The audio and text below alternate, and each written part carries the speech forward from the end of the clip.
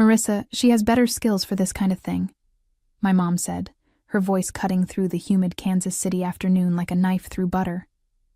I sat there at the worn wooden table in the back office of Doyle's family kitchen, staring at my parents while my sister Emily grinned beside them. The restaurant hummed with the lunch rush just beyond the door, a sound I'd grown to love over the past 14 months of rebuilding this place from the ground up. "My name is Marissa Doyle. I'm 39 years old, and I had just watched my family hand over everything I'd sacrificed for to my younger sister, without so much as a thank you." The irony wasn't lost on me, that we were sitting in the same booth where I'd presented my business plan to save this restaurant exactly 1 year, 2 months, and 16 days ago. I remembered that day vividly because it was the day I'd signed the papers to sell my house. Emily flipped her perfectly styled blonde hair and leaned back in the booth like she owned the place, which apparently she now did. "Don't worry, Marissa. I'll make sure to keep some of your ideas," she said, with that condescending smile I'd grown up hating. "The social media presence alone is going to transform this place. We need a younger image, you know?" My father nodded enthusiastically, his weathered hands clasped together on the table. "Emily's got all those followers on Instagram. She understands what people want these days." He gestured vaguely toward the dining room where customers were enjoying the farm-to-table menu I'd personally negotiated with 3 local suppliers. "We need someone who can really connect with the community." I felt something cold settle in my stomach, but I kept my expression neutral. "I see," I said quietly, my voice steady despite the rage building inside me. "So this is official then? Emily is taking over as manager?" My mother reached across the table and patted my hand like I was a child being told I couldn't have dessert. "Honey, you've done wonderful work getting us back on our feet. But now, we need someone with fresh energy to take us to the next level. Emily has such creative vision." The lunch crowd's chatter filtered through the thin office walls, mixing with the sizzle of the grill and the clatter of dishes. Sounds of the restaurant I'd saved with my own money, my own sweat, my own sleepless nights poring over supplier contracts and health department regulations. But as I looked at my family's expectant faces, I realized something important. They had no idea what was coming next.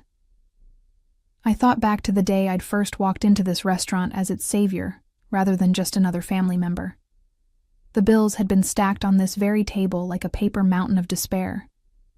Past due notices from the electric company, the gas company, 3 different food suppliers, and the commercial real estate firm that managed our lease. My parents had been talking about bankruptcy, about closing down the restaurant that had been in our family for 28 years.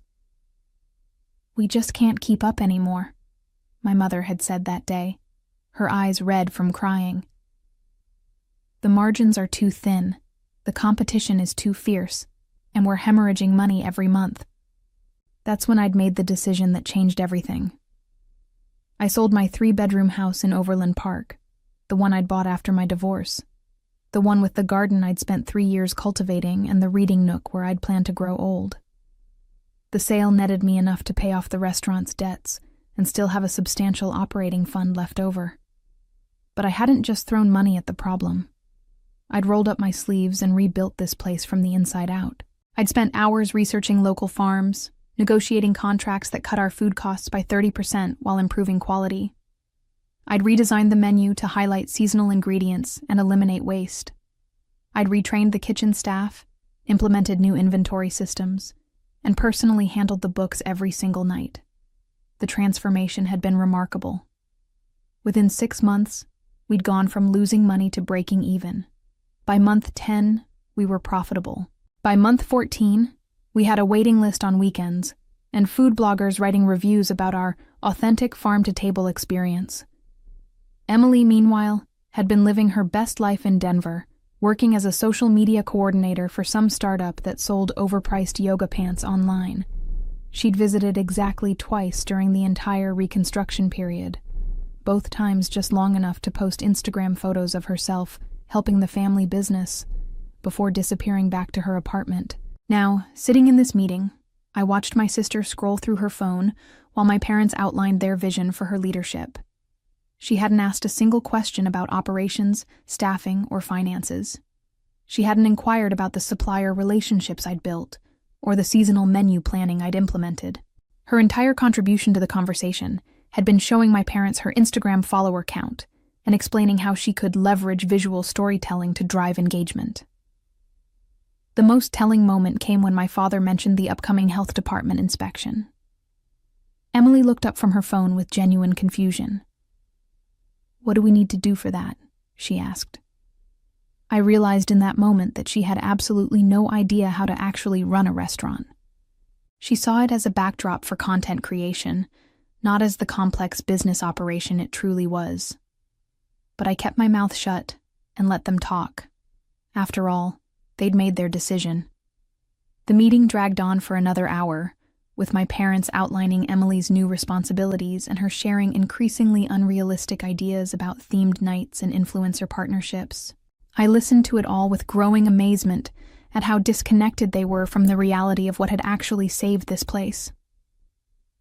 "We should definitely do a TikTok challenge with the signature dish," Emily said, gesturing excitedly. "Maybe something like Doyle's Delight Challenge, where people try to finish our biggest burger in under 5 minutes. My father's eyes lit up. "That sounds fantastic. Marissa, what do you think? Would that work with the kitchen operations?" I almost laughed. The biggest burger on our menu was actually one of our most carefully portioned items, designed to showcase the quality of our local beef without creating waste. Turning it into a speed-eating spectacle went against everything I'd built here. But instead of explaining that, I simply nodded. "Sure, Dad. Emily's the manager now. It's her call."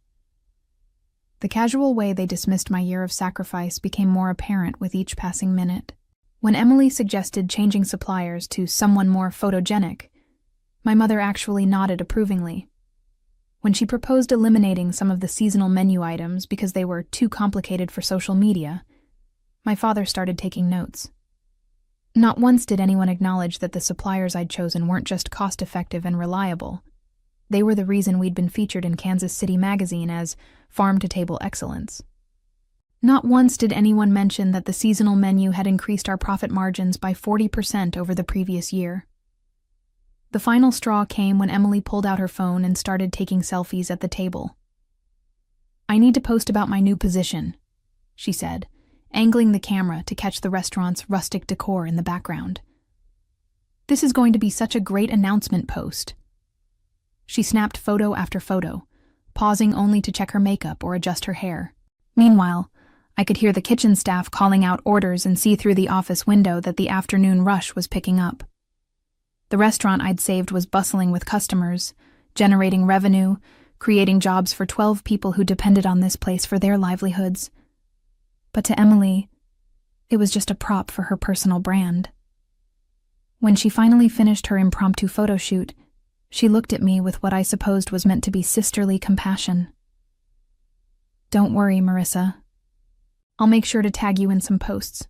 You deserve credit for the foundation work." Foundation work. As if saving the family business from bankruptcy was just laying groundwork for her social media empire. I stood up from the table and gathered my purse. "Well, this has been illuminating," I said, keeping my voice perfectly pleasant. "I should probably head out early today. I have some errands to run." My parents smiled and nodded, already turning their attention back to Emily's grand plans. As I walked toward the door, I heard my sister start talking about hiring a professional photographer for the restaurant's Instagram makeover. I stepped outside into the Kansas City heat and pulled out my phone. I had exactly one call to make. The law office of Patricia Hawkins was exactly what I needed: efficient, professional, and discreet. I'd met Patricia 2 years earlier during my divorce proceedings, and she'd impressed me with her no-nonsense approach to complex situations. When I called her that evening after the family meeting, she'd agreed to see me first thing the next morning. "Let me make sure I understand this correctly," Patricia said, reviewing the stack of documents I'd brought with me. Her office overlooked downtown Kansas City, and the morning sun streamed through the floor-to-ceiling windows, casting everything in sharp relief. You sold your personal residence to fund the restaurant's recovery, and all the operational contracts are in your name? I nodded, watching her flip through the supplier agreements, lease modifications, and financial documents. Every single one, the farm contracts, the specialty ingredient suppliers, the commercial lease renegotiation, the equipment financing, everything. My parents were so overwhelmed by the debt that they gladly let me handle all the paperwork. Patricia's expression grew more intrigued as she continued reading. And this sister of yours, she has no legal claim to these contracts? None whatsoever.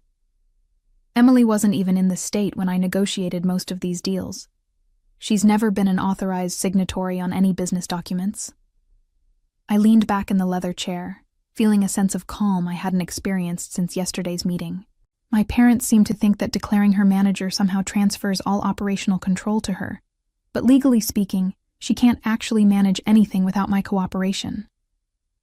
The lawyer set down the documents and looked at me directly. Marissa, what exactly are you hoping to accomplish here? Because based on what I'm seeing, you have several options, and some of them are quite decisive. I'd spent most of the previous night thinking about exactly that question. After the shock and anger had worn off, I'd found myself strangely clear-headed about my situation. My family had shown me exactly how much they valued my contributions, and now I needed to decide how to respond.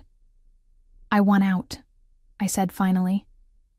I want to extract myself from this situation in a way that protects my interests and teaches them a valuable lesson about business.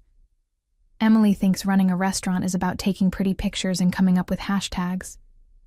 I'd like her to discover what it actually involves. Patricia smiled, not warmly, but with the professional satisfaction of someone who appreciated elegant solutions to complex problems. In that case, I think we can arrange something quite educational.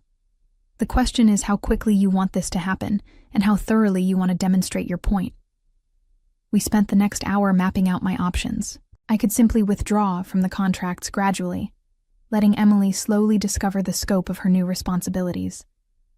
I could cancel everything immediately, creating an instant crisis that would force my family to confront reality. Or I could take a middle approach, selectively removing my support to create maximum impact with minimal collateral damage to the staff and customers I cared about. There's also the question of your future plans, Patricia noted. If you're serious about leaving the family business, you'll need to consider what comes next. Do you want to stay in the restaurant industry? That question had been lurking in the back of my mind since yesterday. I'd put my heart and soul into saving Doyle's family kitchen, but not just because it was my family's legacy. I'd discovered that I genuinely loved the restaurant business, the creativity of menu development, the satisfaction of operational efficiency, the joy of creating experiences that brought people together over good food. Actually, I said, surprising myself with the certainty in my voice, I think I do, but on my own terms this time. Patricia's smile widened. In that case, we have some additional options to discuss. And I think your family is about to get a very expensive education in the difference between managing a business and simply working in one. That afternoon, I drove to Raventhorn Studios, a small production company where my friend Bethany worked as a graphic designer. We'd met during my divorce when she'd helped me design marketing materials for my short-lived freelance consulting business, and she'd been one of the few people who truly understood my passion for operational excellence. You did what? Bethany nearly choked on her coffee when I finished explaining yesterday's family meeting. We were sitting in the small break room at her office, surrounded by creative chaos. Mood boards, color swatches, and half-finished design concepts scattered across every surface. They handed the restaurant over to Emily like I was just the cleanup crew, I said, shaking my head at the memory. She literally took selfies while they were explaining her new responsibilities. Bethany set down her mug and stared at me. Marissa, you sold your house to save that place. You rebuilt their entire operation from scratch. How can they just... She stopped herself and took a deep breath. Okay, never mind how they can do it. The question is what you're going to do about it. I'd been asking myself the same question for the past 24 hours. The legal consultation with Patricia had clarified my options, but I needed someone who understood the emotional complexity of family business dynamics. Bethany had grown up in a family of small business owners, and she'd watched similar dramas play out among her relatives. "I think I'm going to let Emily learn the hard way," I said finally. "And then I'm going to start my own place." Bethany's eyes lit up with excitement. "Really? You're going to open your own restaurant?" "A cafe, actually. Something smaller and more manageable." I've been thinking about it all morning, and I realized that what I really loved about rebuilding Doyle's wasn't the family aspect. It was creating something excellent from the ground up. I pulled out my phone and showed her some photos I'd been looking at during lunch. There's a space available on Main Street, just 3 blocks from the family restaurant. It's smaller, but it has character and excellent foot traffic. We spent the next hour brainstorming concepts. Bethany's creative mind immediately started generating ideas for branding, layout, and marketing strategies. She pulled up demographic data for the area and started sketching potential logo concepts on napkins. "You know what would be brilliant?" she said, her pen moving rapidly across the paper. "If you could somehow bring over the staff from Doyle's. They know your management style, they're trained on your standards, and they'd probably love to work somewhere they're actually appreciated." That thought had occurred to me as well. During my year of rebuilding the family restaurant, I'd developed strong relationships with the kitchen staff and servers. They'd been enthusiastic about the changes I'd implemented, and several had mentioned feeling more motivated and respected under my leadership than they had in years. The timing would have to be perfect, I mused. I'd need to wait until Emily's management style starts creating problems, but not so long that good people find other jobs. Bethany grinned mischievously. "Something tells me Emily's going to create problems pretty quickly, especially once she realizes that managing a restaurant involves more than just posting pictures of food." As I drove home that evening, I felt something I hadn't experienced in months: genuine excitement about the future. Instead of feeling trapped by family obligations and expectations, I was starting to see possibilities. Emily wanted to transform Doyle's into her personal social media platform. Fine, she could have it. But she was about to discover that running a restaurant required a lot more than good lighting and clever captions. The next morning, I arrived at Doyle's at my usual time, 6 a.m., 2 hours before we opened for breakfast. The restaurant was quiet except for the gentle hum of refrigeration units and the distant sound of early morning traffic on Main Street. I'd always loved this time of day, when the space felt full of potential and the day's possibilities stretched ahead like a blank canvas. Carlos was already in the kitchen, prepping vegetables for the lunch service. He'd been with the restaurant for 6 years, working his way up from dishwasher to sous chef under my guidance. When he saw me come through the back door, his face brightened with relief. "Marissa, thank God you're here," he said, not looking up from the onions he was dicing. "I wasn't sure if you'd still be coming in regular hours now that your sister is supposed to be running things." I tied on my apron and washed my hands at the prep sink. "What makes you think anything's changed?" I asked, though I knew exactly what he meant. Word traveled fast in a restaurant kitchen, and Emily's appointment as manager would have been the topic of considerable discussion among the staff. "Well," Carlos said carefully, "Emily came by yesterday evening after you left. She wanted to take some pictures of the kitchen for her Instagram. She kept asking us to pose with different dishes and rearrange things to look more authentic." I felt my jaw tighten, but I kept my voice neutral. "How did that go?" "She wanted me to remake the fish special 3 times because the plating wasn't photogenic enough," Carlos continued, his tone growing more frustrated. "And she asked Maria to pretend she was kneading bread dough even though we buy our bread from that artisan bakery you set up the contract with. She said customers want to see the baking process." This was exactly what I'd expected, but hearing it confirmed still made my blood pressure rise. Emily had spent exactly 1 evening as manager and was already undermining the authentic farm-to-table brand I'd worked so hard to establish. "Did she say anything about menu changes?" I asked, beginning my own prep routine for the breakfast service. Carlos exchanged a glance with Maria, who had just arrived and was tying on her server apron. She mentioned something about adding more Instagrammable options, Maria said hesitantly, like rainbow-colored pancakes and those giant milkshakes with candy piled on top. She said we need to appeal to a younger demographic. I nearly laughed out loud. Rainbow pancakes and dessert milkshakes were exactly the opposite of the carefully curated, locally sourced menu that had attracted Kansas City Magazine's attention and built our reputation among serious food enthusiasts. But I simply nodded and continued working. She also wanted to know why we closed between lunch and dinner, Carlos added. She said we should stay open all day to maximize revenue opportunities. That comment revealed just how little Emily understood about restaurant operations.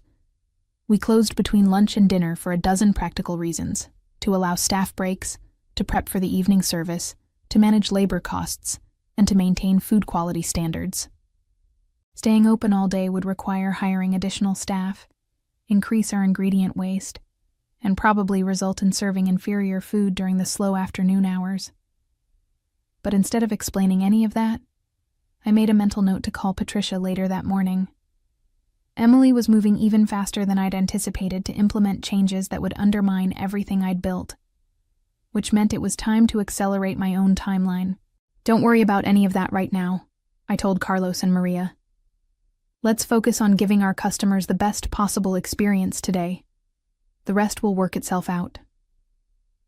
As I said those words, I realized I wasn't just reassuring my staff. I was making a promise to myself. Emily wanted to turn Doyle's into a social media playground. She was about to learn that real restaurants required more than pretty pictures to survive. The phone call to Patricia took exactly 12 minutes and changed everything. I want to execute the plan we discussed, I told her from my car in the parking lot behind Doyle's. Emily's already making operational changes that could damage the relationships I've built. I need to protect my interests now. Understood, Patricia replied with professional efficiency. I'll begin the contract termination process immediately. The supplier notifications will go out this afternoon, and the lease modification cancellation will be processed by tomorrow morning. Are you certain about the timeline? I watched through the restaurant's back window as Emily posed for selfies with confused kitchen staff. She was wearing a designer dress completely inappropriate for restaurant work and holding a plate of our signature breakfast sandwich like it was a prop in a photo shoot. I'm certain, I said. And Patricia, I want to sign the lease on that cafe space we discussed. Today, if possible. I'll make the calls. The current owner is motivated to rent quickly, so I expect we can have papers ready by this afternoon. 2 hours later, I stood in the empty cafe space on Main Street, 3 blocks from Doyle's family kitchen. The previous tenant had been a bookstore that couldn't survive the pandemic, but the bones of the space were perfect. Exposed brick walls, large windows facing the street, and an open layout that would be ideal for a casual dining atmosphere. The landlord, an older gentleman named Frank, walked me through the space with obvious enthusiasm. The kitchen equipment is all still here from the previous restaurant tenant, he explained, pointing to the commercial-grade appliances that lined the back wall. Health department approved, just needs a deep cleaning. By 4 p.m., I'd signed a 6-month lease with an option to extend. By 5 p.m., I'd transferred the earnest money from my savings account. By 6 p.m., I was sitting in Bethany's office, watching her sketch logo concepts for Marissa's kitchen. The name had come to me during the drive back from the cafe space. Simple, personal, honest. No family legacy to live up to. No complicated history to navigate. Just me, my vision, and the opportunity to build something entirely my own. The next morning, chaos descended on Doyle's family kitchen like a perfectly orchestrated storm. I arrived at my usual 6 a.m. to find Emily standing in the walk-in cooler, staring at nearly empty shelves with the expression of someone who'd just discovered that Santa Claus wasn't real. "Where's all the food?" she demanded when she saw me. Her voice had a panicked edge that suggested she'd been there for a while, trying to solve this puzzle on her own. "What do you mean?" I asked innocently. though I knew exactly what she meant. The farm deliveries that arrived every Monday, Wednesday, and Friday hadn't come. The specialty ingredient suppliers who provided our unique menu items had stopped their regular deliveries. The bread from the artisan bakery, the locally sourced meats, the seasonal vegetables, all of it had disappeared as if by magic. "The suppliers," Emily said, waving her hands frantically. "They're not answering their phones. The meat delivery didn't come yesterday, and now we're supposed to open for breakfast in 2 hours and we have basically nothing." Carlos emerged from the kitchen, his face grim. "I can probably make something work with what we have in the freezer," he said diplomatically, "but we'll need to run to the grocery store for basics like eggs and milk." Emily looked at him, as if he'd suggested flying to the moon. "Grocery store? But that's not farm to table. That's not our brand." "Our brand," I observed quietly, "was built on specific supplier relationships and operational systems. If those aren't working anymore, then the brand needs to adapt." The irony wasn't lost on me that Emily, who'd spent 2 days talking about changing everything to appeal to younger demographics, was now clinging desperately to the farm-to-table concept she'd seemed ready to abandon for rainbow pancakes. By 8 a.m., when we should have been serving our first breakfast customers, Emily was crying in the office while Carlos attempted to create a menu from whatever ingredients he could find at the corner market. I watched it all with the detached interest of someone observing a scientific experiment. The hypothesis was proving correct. Managing a restaurant required more than good intentions and social media skills. As I reflect on this journey now, I realize that sometimes the greatest gift your family can give you is showing you exactly who they think you are, so you can prove them spectacularly wrong. Emily got her restaurant, but I got something far more valuable: the knowledge that I could build anything I set my mind to, with or without anyone else's permission.